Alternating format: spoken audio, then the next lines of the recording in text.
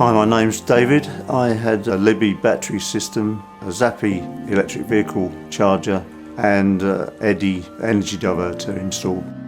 I had my solar panels installed in 2011. At that time I'd worked in the energy sector for a good many years. Solar panels were, coming online at the time. Personally, I could see the system paying back within 10 years. So I went for it. Well, it's been 12 years since I've had the solar panels installed, and technology has moved on considerably since then. There certainly weren't any battery storage systems available, and with the connectivity of these systems now, they can talk to each other, and the systems are much more flexible.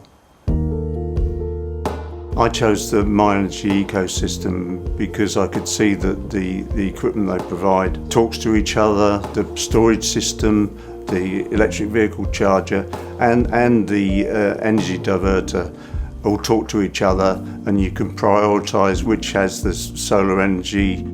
I find using the myenergi app very easy. You can immediately see when you go into the app how your system's working, and as you drill down into further detail of each of the pieces of equipment like the battery storage or the electric vehicle charger, you can see in real time what it's doing.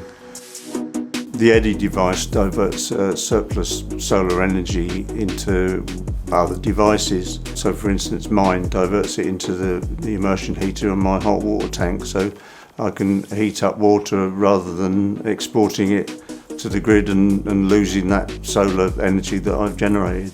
The Zappi works like any other electric vehicle charger, except that it also enables you to charge the vehicle from excess solar energy that you've generated.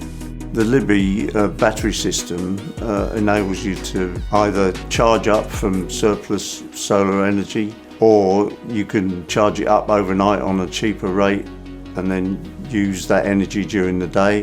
And I've got full control over the energy I generate from the solar panels. I think the myenergi ecosystem is excellent. I don't think anybody else could compare with in terms of the connectivity of their equipment.